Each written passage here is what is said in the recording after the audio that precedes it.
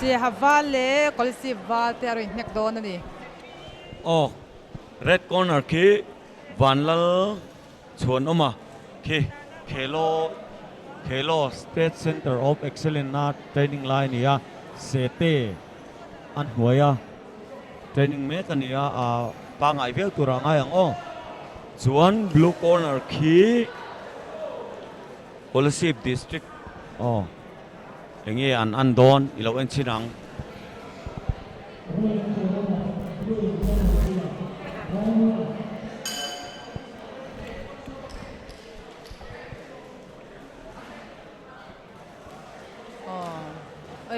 anda vei khong don me de khi 1-2 hook an manga blue in Japan mang le a red alo sipa lo the king up red blue in 1-2 an manga rukat chana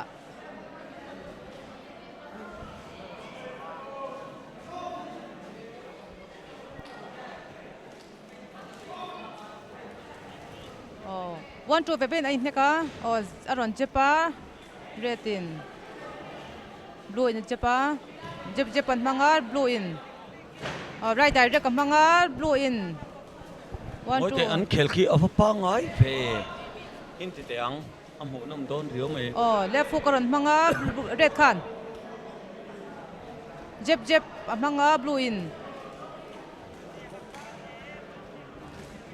to na khanin right in the full blue in cut an mga double cut ang mga red in blue in chang let be up ache kanin full join ka share red kan to na kan red kan nek fuwa ari tor mai red in hook right amu nam do ne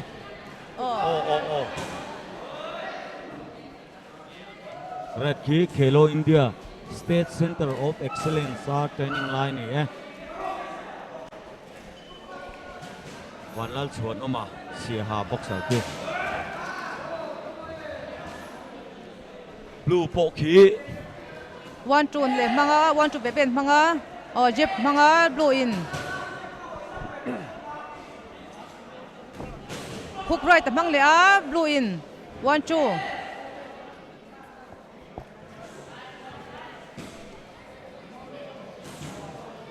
jep mga blue in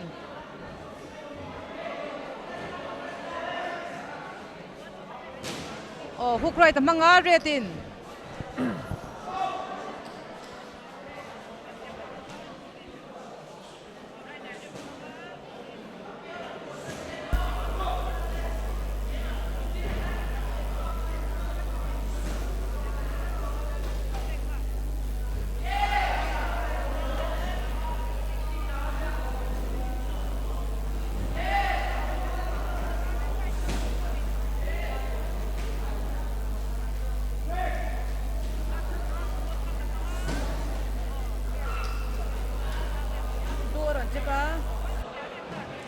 red on jeb bea blue 1-2 aneka left in direct hook ron manga Kolasib boxer po hi an lo chevek lo ni kia ki 1-2 anon manga Zomuanpuia Kolasib po ki aron thale ne ya blue in first round aso don nai 1-2 hook ron manga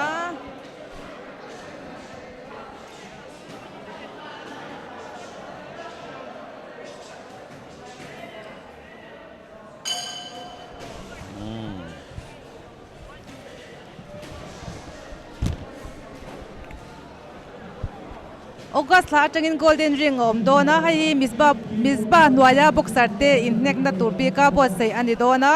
loman po thatok khat viau dona ni boxer te do piang tan misba zom theireng ani golden ring hi hetina atanga pek swa tur ani awangin he channel hi subscribe log turin bitin te kan som cheu ani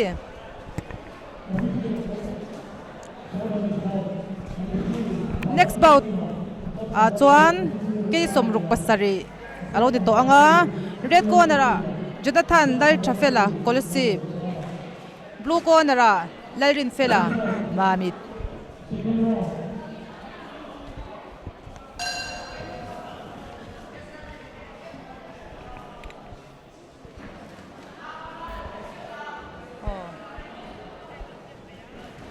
aron jepa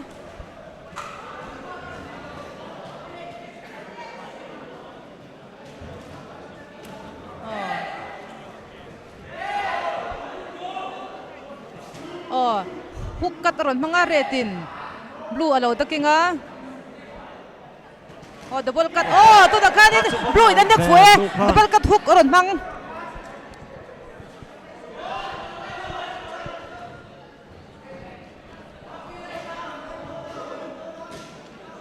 anin tum tok hle mi ya blue ki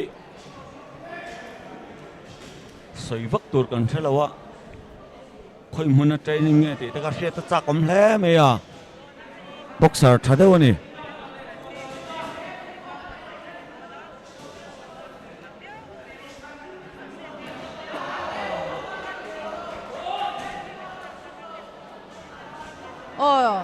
kat aron mga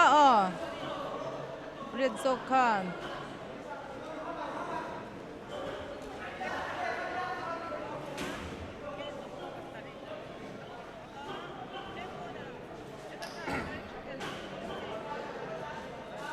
an jeb zewa retin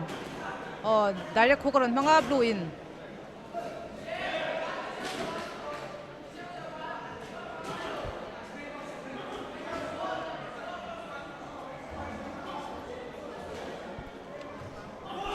direct cut aron mga right cut double cut hook aron mang lea blue in cut aron mang lea blue in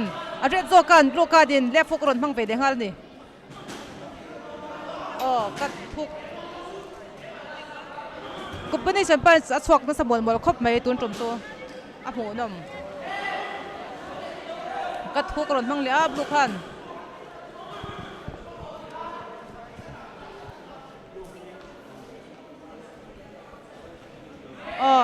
blue khan in aron pedak daw hleka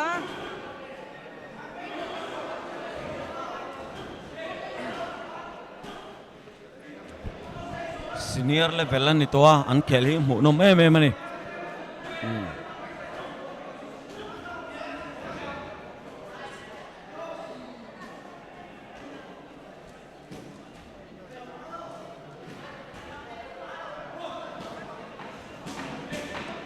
anin he tok hle me chak tur po hriat thiam har just setan po a hmu nom an khel ki mo to khanin left hook direct aron luta blue in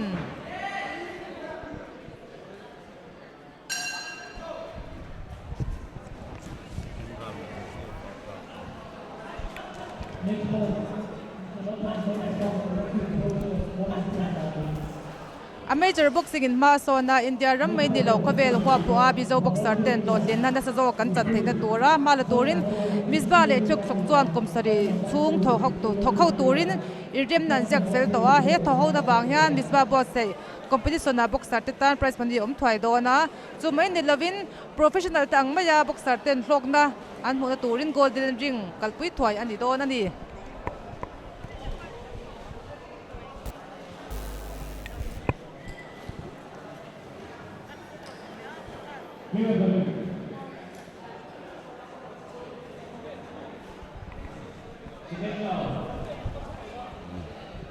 second round tan le do na red ki soitong khan khelo india state center of excellence training line ya khozol lampang hi an khel to aniang tu chuanin khozol lampang khel tur anom to lo wen tan chuan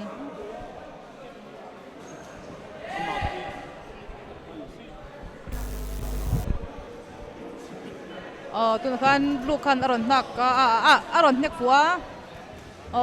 red in chang le de an right ari sia mai aba hmu nom em red card in nek an nek ki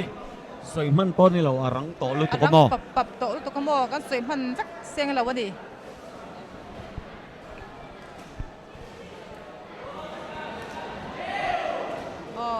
kat hook aron mang le red zo khan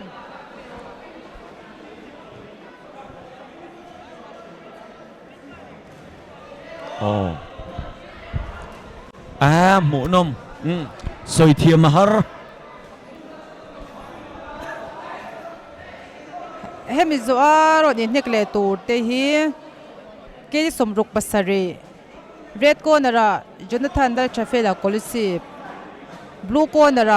lalrin fela mamit Kolasib boxer te hi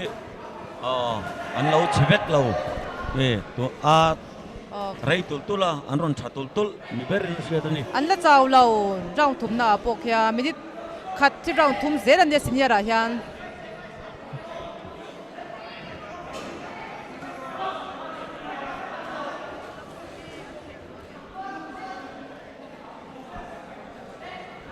double cut an mang ve ve a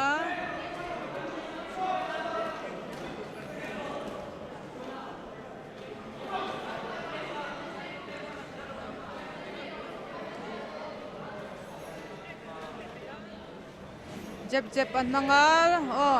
hook right an luta an nek khi ka sei man lo ni an rang don tu ka pakhat ka sei lai adang kut lo chok de man zung zung chin bok sia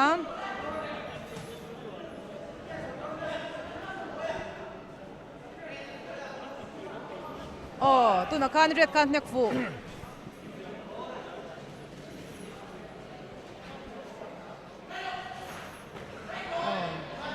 direct katan mga red kan avam hu nom em Siaha boxer le Kolasib boxer te sak tur po she thiam har khop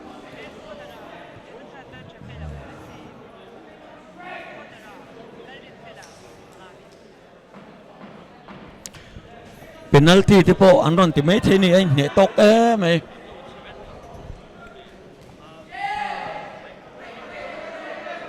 boxing penalty chu apum nhiều à kan ngai nek fu ve ve hook right cut hook in an du dun chal sara thầy à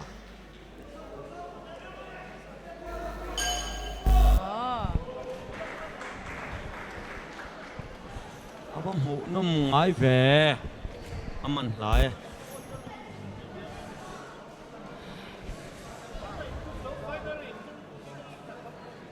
kick to ki September tha lom tur atangin nitin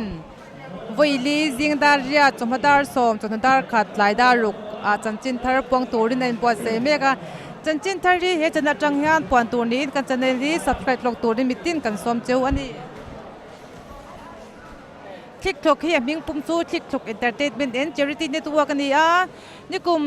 nikum December a din kha ni chelai te telen hai choka an telen manga ai zonna an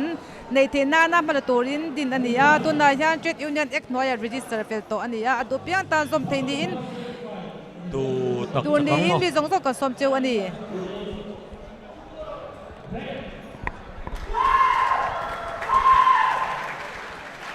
hu nom le mai kha chu blue chu au om khop mai à dik che an uai ta ken kimi te pani ki final pau luom tak ani tuan kan tuan in nek tak chu final bau tan au ai dom khop mai